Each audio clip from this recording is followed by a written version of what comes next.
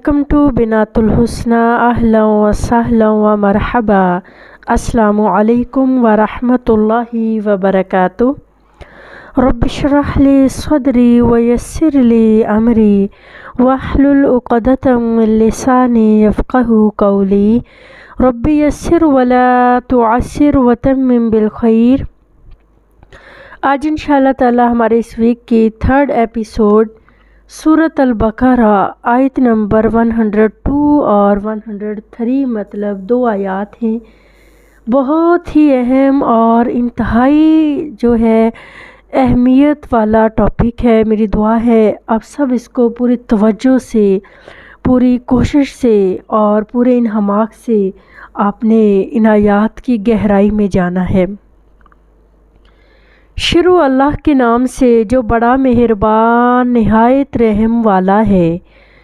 وَاتَّبَعُوا مَا تَتْلُو الشَّيَاطِينُ عَلَى مُلْكِ سُلَيْمَانَ، اور وہ اس چیز کے پیچھے لگ گئے جسے شیاطین سلیمان علیہ السلام کی بادشاہت میں پڑھا کرتے تھے۔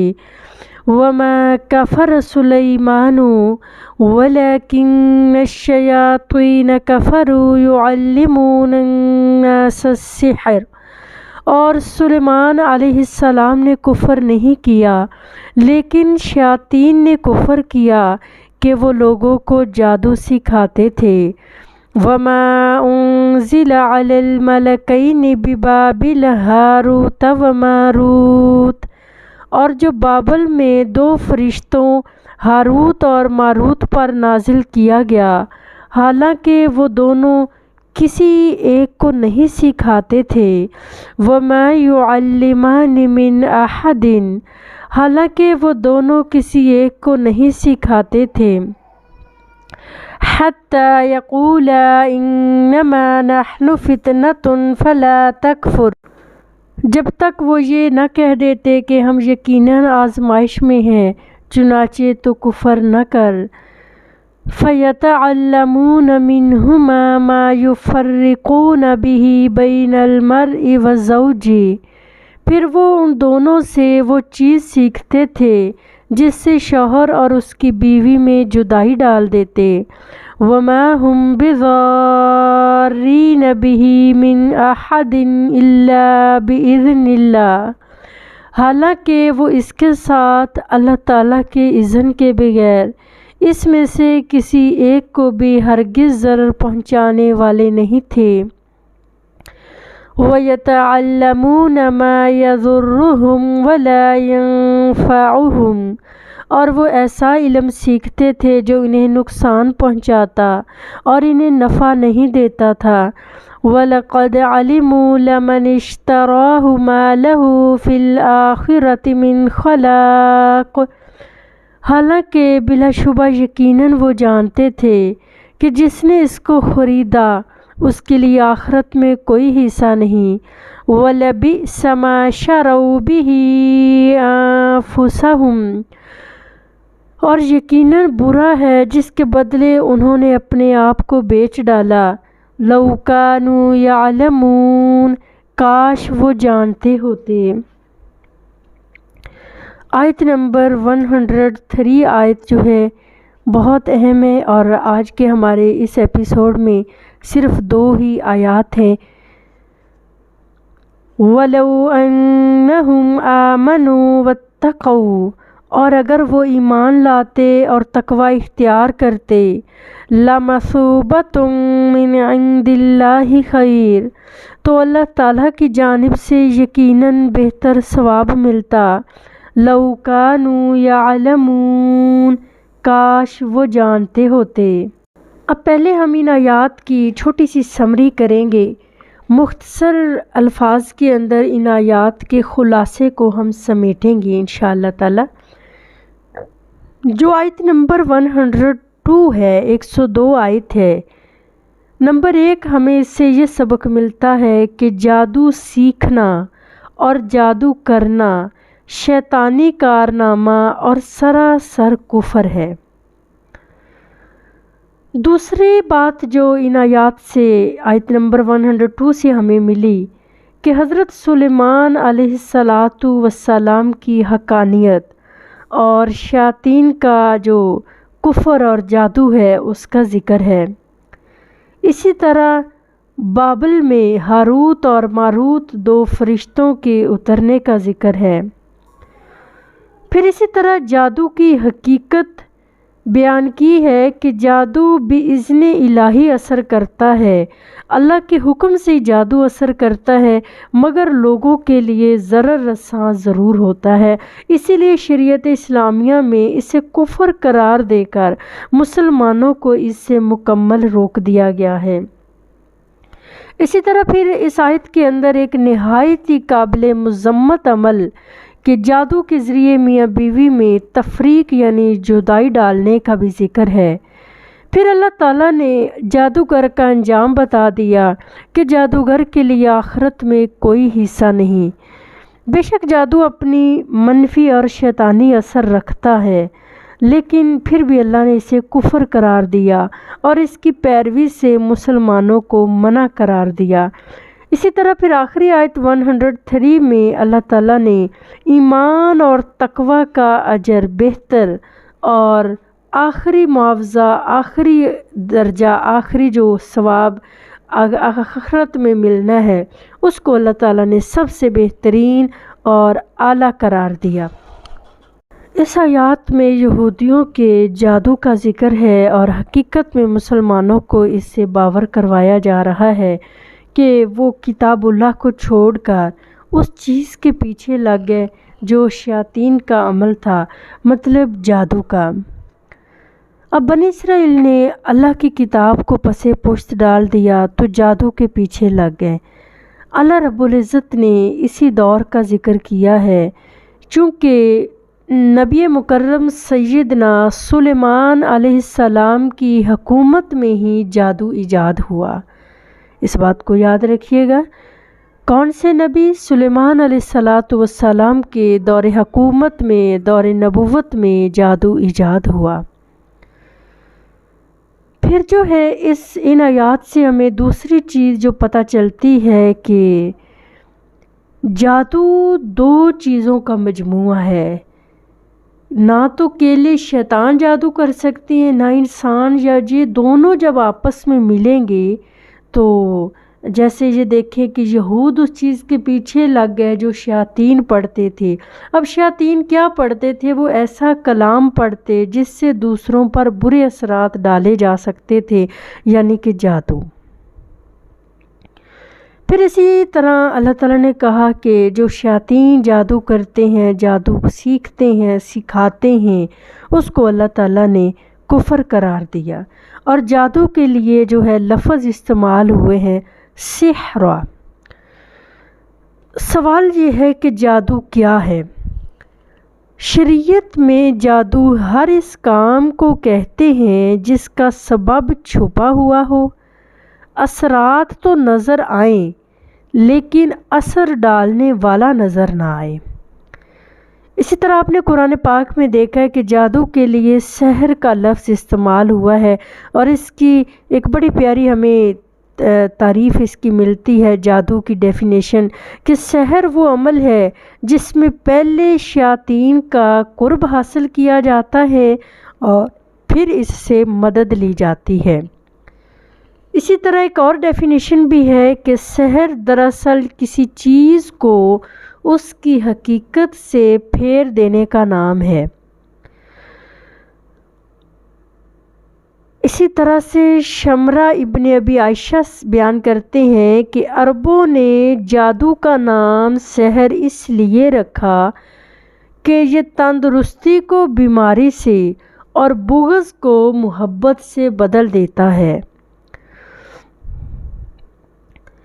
اسی طرح ابن فارس جو ہیں وہ سحر کے متعلق کہتے ہیں کہ ایک قوم کا یہ خیال ہے کہ سحر باطل کو حق کی شکل میں پیش کر دیتا ہے۔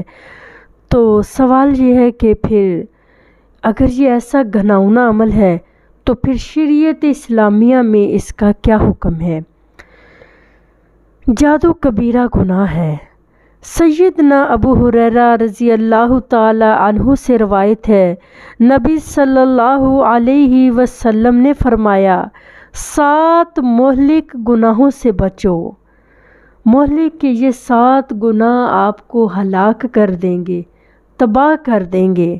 صحابہ کرام نے عرض کیا، یا رسول اللہ وہ کون سے ہیں؟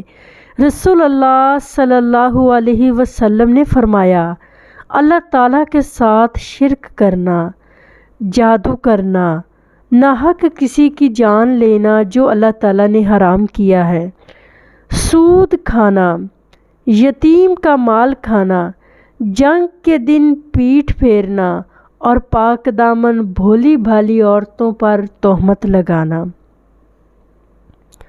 مسند احمد کی بڑی خوبصورت حدیث ہے، سیدنا ابو موسیٰ اشعری رضی اللہ تعالیٰ عنہ سے روایت ہے، نبی کریم صلی اللہ علیہ وسلم نے فرمایا، 3 آدمی جنت میں داخل نہیں ہو سکیں گے، واللہ وہ کون سے ہیں؟ نمبر 1 شراب پینے والا، نمبر 2 قطع رحمی کرنے والا، نمبر 3 ذرا غور سے سنیے گا، اللہ کے حکم کے بغیر جادو کی تاثیر پر یقین رکھنے والا۔ اتنا زیادہ یقین کر لینا کہ وہاں پہ توکل علی اللہ کم ہو جانا، اور پھر جو ہے اس کی بجائے جادو کی طرف، جادو کے اثرات کی طرف زیادہ یقین چلا جانا، اور یہ اعتماد قائم ہو جانا کہ شاید یہ کیفیت ختم ہی نہیں ہو سکتی۔ کیا ہی خوبصورت حدیث ہے، ابن ماجہ 639 نمبر پہ حدیث ہے، جادوگر و کاہن کے پاس جانے والا اس شریعت کا انکار کرتا ہے جو محمد صلی اللہ علیہ وآلہ وسلم لے کر اترے۔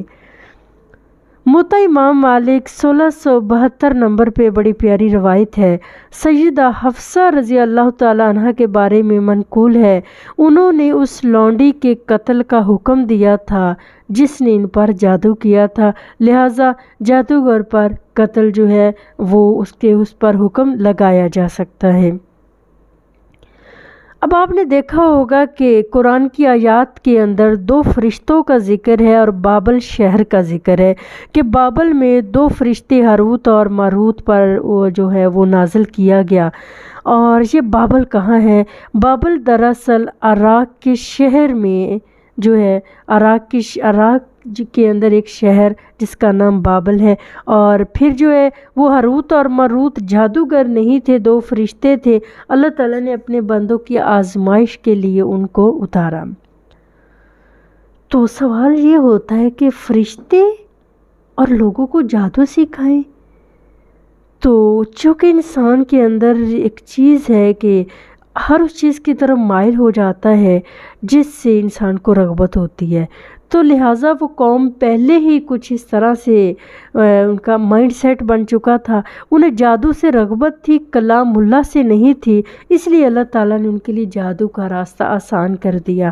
تو سوال یہ ہے کہ آج میرے آقا صلی اللہ علیہ وسلم کی امت، کیا آج یہ حال نہیں ہے؟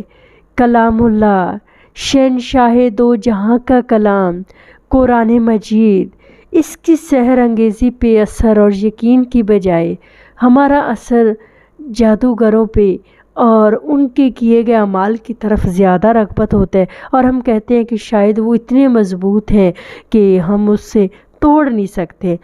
اگر آپ کے پاس اللہ نے اتنی پیاری چیز دی ہے، دنیا کا بڑے سے بڑا جادو اس قرآن کے سامنے نہیں کھڑا ہو سکتا۔ تو الحمدللہ پھر اسی طرح اللہ نے ایک عمل بھی ذکر کیا ہے کہ یہود جادو کے ذریعے سیکھتے کیا تھے، کہ وہ ان دونوں سے وہ چیز سیکھتے کہ جس سے شوہر بیوی کی جدائی ڈال دیتے، اور وہ یہود جادو کے ذریعے زوجین میں تفریق ڈالتے اور ایسا عمل سیکھتے جو دلوں میں نفرت اور دشمنی کی آگ کو بھڑکا دیتا تھا۔ یہ اللہ تعالیٰ نے ایک معاشرتی پوائنٹ ذکر کر دیا ہے۔ صحیح مسلم 2813 نمبر پہ بڑی پیاری حدیث ہے۔ رسول اللہ صلی اللہ علیہ وسلم نے فرمایا، ابلیس اپنا تخت پانی پر رکھتا ہے، پھر اپنے لشکروں کو عالم میں فساد کرنے بھیجتا ہے، سو اس سے مرتبے میں زیادہ قریب وہ ہوتا ہے جو بڑا فساد ڈالے۔ کوئی شیطان ان میں سے آ کر کہتا ہے کہ میں نے فلاں فلاں کام کیا، یعنی فلاں سے چوری کرائی، فلاں کو شراب پلوائی، تو شیطان کہتا ہے تو نے کچھ نہیں کیا۔ پھر کوئی آ کر کہتا ہے کہ میں نے فلاں کو نہ چھوڑا، یہاں تک کہ جدائی کر دی اس میں اور اس کی بیوی میں، تو پھر شیطان اس کو اپنے پاس کر لیتا ہے کہ ہاں تو نے بڑا کام کیا۔ آمش راوی کہتی ہیں کہ پھر شیطان اس کو اپنے ساتھ لگا لیتا ہے۔ ذرا اندازہ کریں۔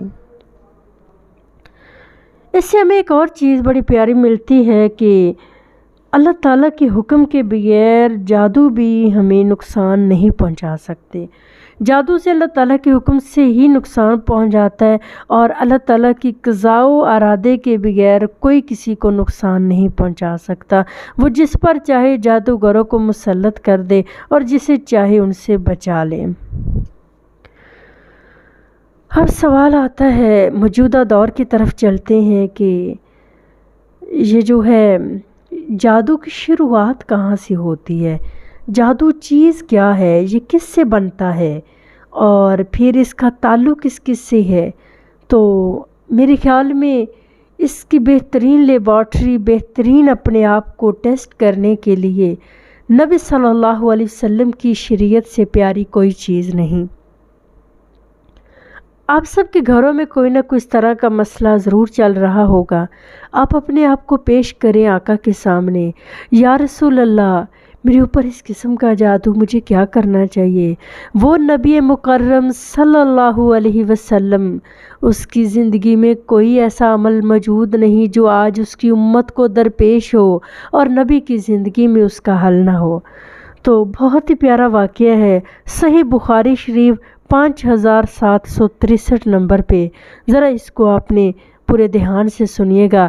رسول اللہ صلی اللہ علیہ وسلم پر جادو کیا گیا۔ ذرا تصور کریں، جن پہ قرآن اترا، صاحب قرآن پہ جادو ہو رہا ہے، تو اگر یہ قرآن نبی کا جادو توڑ سکتا ہے تو آج میرے اور آپ کے حالات کو بہتر کیوں نہیں کر سکتا۔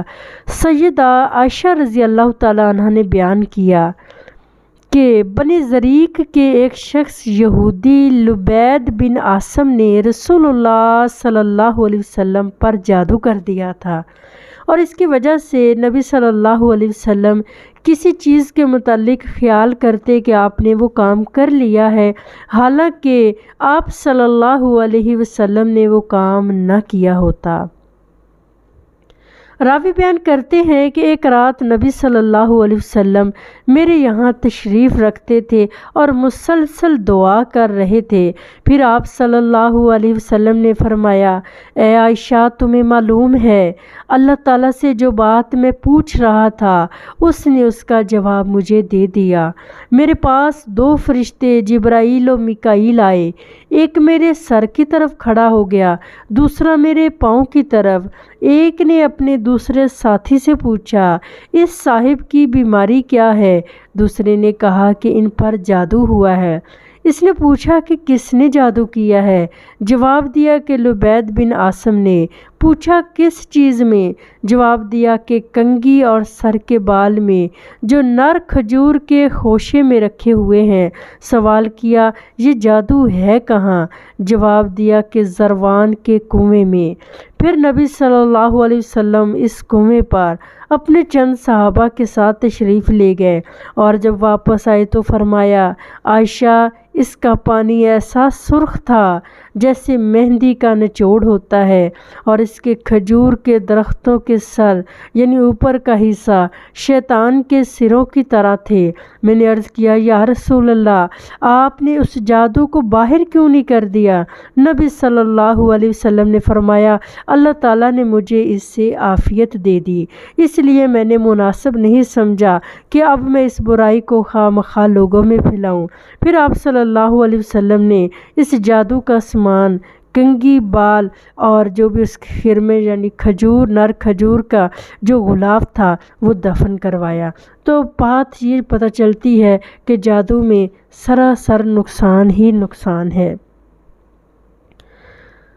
اب ہم چلتے ہیں کہ جادو کا علاج کیا ہے، تھوڑا سا ہم آج کی اس مجلس میں ڈسکس کر لیتے ہیں، مزید انشاءاللہ ہم پریکٹیکل میں اس کو دیکھیں گے۔ جادو دور کرنے کے لیے معوذتین نہایت نفع بخش ہیں۔